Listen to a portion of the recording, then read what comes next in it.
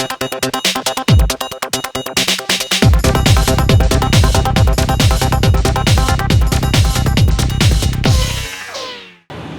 this is Shane Bednar, editor of Home Theater Magazine at CES 2011.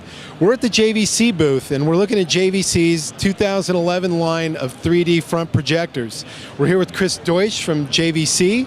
And Chris, why don't you tell us about the new projector line and what separates JVC's projectors? Sure, thank you, Shane. So we've got a DLA X3, which is $4,500.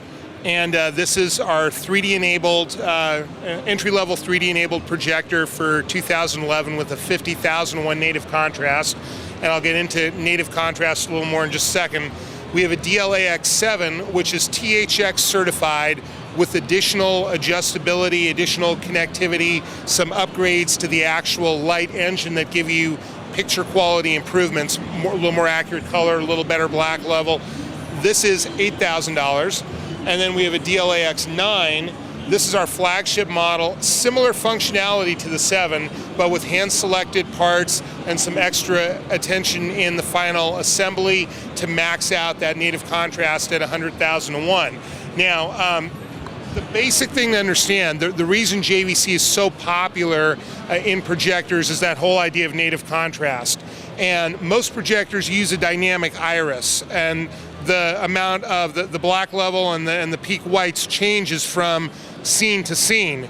In a darker scene, you'll get better black level. In a brighter scene, you'll get brighter whites. But when you're getting the brighter whites, now your black level isn't where it should be. And that also creates a lot of other artifacts that you can see with certain kinds of programs. Changing, right? And when you're getting the best blacks, now your white level's not as good as it could be. Because we don't use a dynamic iris, we can give you the blackest black and the whitest white together at the same time. And if you understand that, you'll understand why these projectors have been so popular. Terrific. And that little piece that we see sitting on top of the projector, that's your 3D transmitter? Something a lot of people wonder is, what does it do and where do I put it? This is what synchronizes the projector with the glasses.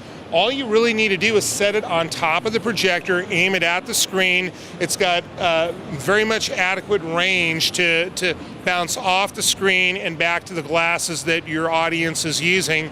And then we also sell the active shutter glasses separately as well. So JVC is using active shutter glasses? Yes. On the DLA X9, on that model, we give you the 3D IR emitter and we give you 2 pair of glasses in the box. Terrific.